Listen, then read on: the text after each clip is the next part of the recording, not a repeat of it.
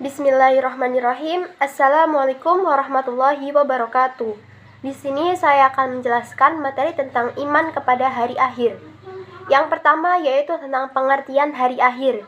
Secara etimologi, hari kiamat terdiri dari dua suku kata, yaitu hari dan kiamat. Hari diartikan sebagai waktu dan kiamat berarti dunia dan semua isinya rusak atau binasa. Sedangkan secara terminologi, definisi tentang hari akhir yaitu binasanya alam semesta adalah sebuah tanda berakhirnya kehidupan di dunia menuju kehidupan yang abadi di akhirat. Sedangkan menurut syariat, hari akhir yaitu waktu berakhirnya kehidupan di dunia ditandai dengan ditiupnya sangkakala sebagai awal dari hari kebangkitan dan pertimbangan amal. Nama lain dari hari kiamat yang tercantum dalam Al-Quran yaitu yang pertama, hari akhirat atau Yaum al-Akhir. Yang kedua, As-Sa'ah atau waktu. Kiamat dinamakan As-Sa'ah karena sebagai peringatan atas peristiwa-peristiwa besar yang terjadi dan kemunculannya yang secara tiba-tiba. Yang ketiga, Yaum al-Ba'ts atau hari kebangkitan. Ibnu Mansur berpendapat yang dimaksud kebangkitan adalah penghidupan kembali orang-orang yang telah mati oleh Allah Subhanahu wa taala. Yang keempat, Yaum al-Khuruj atau hari keluar. Ini dimaksudkan sebagai hari kebangkitan manusia dari alam kubur oleh Allah Subhanahu wa taala. Yang kelima, Al-Qari'ah atau hari yang menggemparkan. Imam Al-Qurtubi menjelaskan dimaksud dengan Al-Qari'ah karena peristiwa hari kiamat begitu ngeri dan menggemparkan hati manusia dan bumi. Yang keenam, Yaum al-Fasl atau hari memutuskan hukum.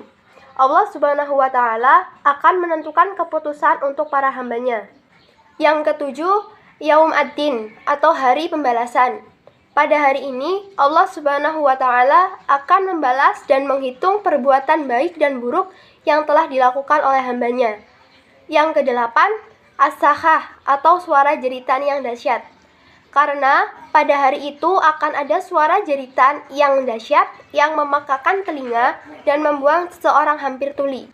Yang kesembilan, At-Tammah Al-Kubro atau malapetaka yang besar. Yang kesepuluh ataupun yang terakhir yaitu Yaum Al-Hasroh atau hari penyesalan. Hari di mana manusia merasakan penyesalan yang besar. Kiamat memiliki dua macam, yaitu yang pertama, kiamat suhro atau kiamat kecil. Contohnya seperti kematian seseorang, gunung meletus, tsunami, banjir, dan bencana alam lainnya. Yang kedua, kiamat kubro atau kiamat besar, yaitu berakhirnya seluruh kehidupan makhluk hidup di muka bumi. Yang kedua yaitu tentang tanda-tanda kiamat. Kiamat memiliki tanda-tanda sebagai berikut. Yang pertama, turunnya Nabi Isa alaihissalam. Turunnya Nabi Isa alaihissalam dan membawa ajarannya untuk menyelamatkan umatnya dari fitnah Dajjal. Turunnya Nabi Isa alaihissalam dijelaskan dalam Quran Surat Ali Imran ayat 55, yang artinya, ingatlah ketika Allah berfirman, "Hai Isa, sesungguhnya aku akan menyampaikan kamu kepada hari akhir ajalmu dan mengangkat kamu kepadaku serta membersihkan kamu dari orang-orang yang kafir dan menjadikan orang-orang yang mengikuti kamu di atas orang-orang yang kafir hingga hari kiamat. Kemudian hanya kepada akulah kembalimu, lalu aku memutuskan di antaramu tentang hal-hal yang selalu kamu perselisih kepadanya." Yang kedua, munculnya dukhon atau kabut asap selama 40 hari.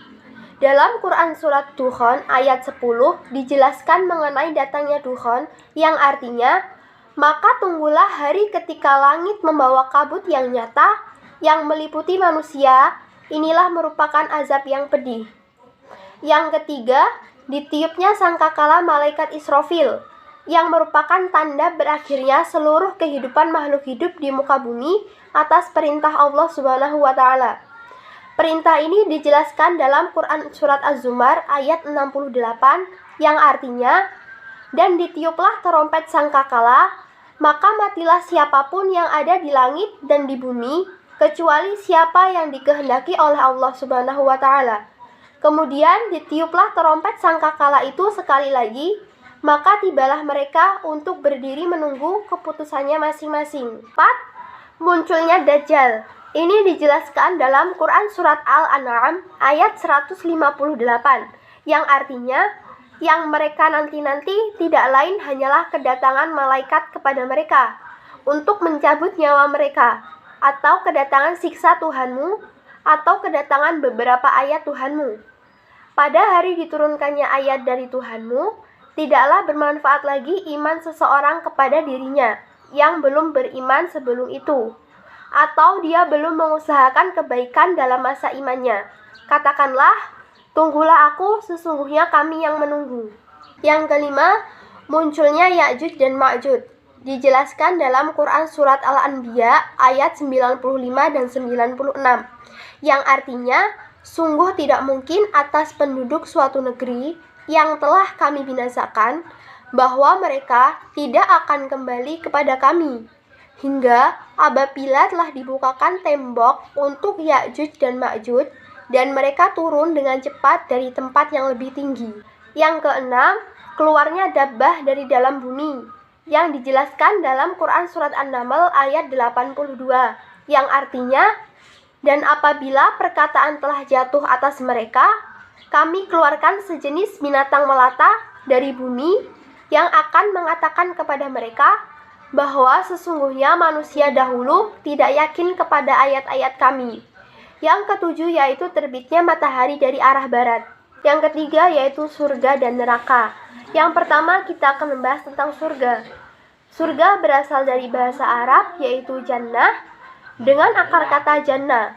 Surga adalah suatu tempat di akhirat yang terisi dengan semua keindahan dan kenikmatan yang belum pernah dilihat oleh mata manusia, yang disediakan langsung oleh Allah Subhanahu wa Ta'ala untuk para hambanya yang selalu beriman dan bertakwa kepadanya, dan berat timbangan amal perbuatannya sebagai bentuk balasan untuknya.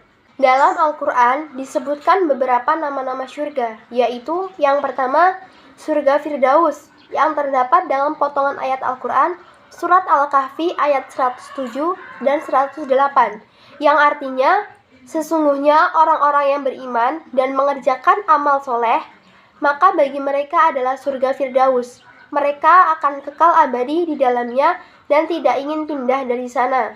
Yang kedua yaitu surga Al-Adn, yang telah dicantumkan dalam Quran Surat Al-Kahfi ayat 30 dan 31, yang artinya, sesungguhnya orang-orang yang beriman dan mengerjakan amal soleh, tentu kami tidak akan mengabaikan orang-orang yang melakukan perbuatan itu. Untuk merekalah surga Al-Adn itu dengan sungai yang mengalir di bawahnya. Yang ketiga, surga An-Naim, yang terdapat dalam Quran Surat Luqman ayat 8 dan 9, yang memiliki arti, sesungguhnya orang-orang yang beriman dan mengerjakan amal soleh, bagi mereka surga Naim, mereka kekal di dalamnya, janji Allah pasti, sesungguhnya Dia Maha Perkasa lagi Maha Bijaksana. Yang keempat, surga Al-Ma'wa, yang tercantum dalam Quran As-Sajdah ayat 19, yang memiliki arti, adapun orang-orang yang beriman dan mengerjakan amal soleh, mereka akan memperoleh surga Ma'wa untuk kediaman mereka, sebagai balasan dari semua amal perbuatan yang telah dikerjakannya. Yang kelima, surga Dar As-Salam, yang terdapat pada Quran Surat Yunus ayat 25, yang memiliki arti, dan Allah Subhanahu wa Ta'ala mengajak untuk melihat surga Dar As-Salam untuk menunjukkan orang yang telah dikehendakinya kepada jalan yang lurus. Yang keenam, surga Dar Al-Muqamah, yang terdapat dalam Quran Surat Al-Fatir ayat 34 dan 35, yang artinya orang-orang ahli surga itu mengucapkan, segala puji bagi Allah yang telah melenyapkan kesusahan dari kita semua. Sesungguhnya Allah adalah Maha Pengampun lagi Maha Pemurah. Dia telah menempatkan kita di Dar Al-Muqamah, yaitu negeri kekal, yaitu surga dengan karunia-Nya. Di situ kita tidak akan merasa lelah dan resah. Yang ketujuh, surga Al-Maqam Al-Amin, yang tercantum dalam Quran Surat Ad-Dukhan ayat 51 yang memiliki arti seseorang yang bertakwa akan memperoleh al-maqam al-amin atau tempat yang aman. Yang kedua yaitu tentang neraka. Kata an-nar mempunyai arti yaitu sesuatu yang dapat membakar dan selalu memiliki kesan yang menyala atau lahib, serta dapat dilihat oleh penglihatan manusia. Neraka adalah suatu tempat yang telah disiapkan oleh Allah Subhanahu wa taala untuk orang-orang yang kafir terhadapnya, yang selalu mengabaikan perintahnya dan yang selalu mengabaikan syariatnya. Neraka adalah suatu tempat yang digunakan untuk memberikan azab kepada seseorang yang melanggar syariat agama. Neraka dijaga oleh para malaikat yang bertubuh besar dan memiliki kekuatan yang sangat dahsyat. Neraka juga memiliki tingkatan panas yang berbeda-beda. Bahan bakar neraka yaitu batu dan manusia pendosa yang kafir, seperti tercantum dalam Quran Surat Al-Baqarah ayat 24, yaitu yang artinya, maka peliharalah dirimu dari neraka yang bahan bakarnya manusia dan batu yang disediakan bagi orang-orang yang kafir. Nama-nama neraka yang tercantum dalam Al-Quran yaitu yang pertama, neraka nar adalah neraka yang memiliki arti yang sangat panas. Neraka ini dalam Al-Quran disebutkan sebanyak 194 kali. Yang kedua, neraka Jahannam didefinisikan sebagai sumur yang sangat dalam dan disebutkan dalam Al-Quran sebanyak 77 kali. Yang ketiga, neraka Lazza berarti api yang menyala-nyala. Dalam Al-Quran disebutkan sebanyak 2 kali dalam Quran Surat Al-Ma'arij ayat 15 dan Quran Surat Al-Lail ayat 14. Yang keempat, neraka Hutomah yang disebutkan 2 kali dalam Al-Quran, yaitu dalam Quran Surat Al-Humazah ayat 4 dan 5. Yang kelima, neraka Sa'ir memiliki definisi yang berarti kayu api yang menyala-nyala, yang disebutkan sebanyak 19 kali dalam Al-Quran. Yang keenam, neraka Sakor yang memiliki arti kerasnya cahaya matahari yang disebutkan sebanyak 4 kali di dalam Al-Quran. Yang ketujuh, neraka Jahim didefinisikan sebagai api yang menyala-nyala, merupakan tempat yang paling panas. Dalam Al-Quran ini disebutkan sebanyak 26 kali. Yang kedelapan, neraka Hawiyah adalah neraka yang paling bawah dan disebutkan sebanyak 1 kali dalam Al-Quran. Macam-macam penghuni neraka menurut hadis Rasulullah SAW yang artinya Rasulullah SAW bersabda, "Saya memperhatikan surga, maka saya melihat mayoritas penduduknya adalah kaum fakir, dan saya memperhatikan neraka, maka saya melihat mayoritas penduduknya adalah kaum wanita." Yang keempat yaitu hikmah beriman kepada hari akhir.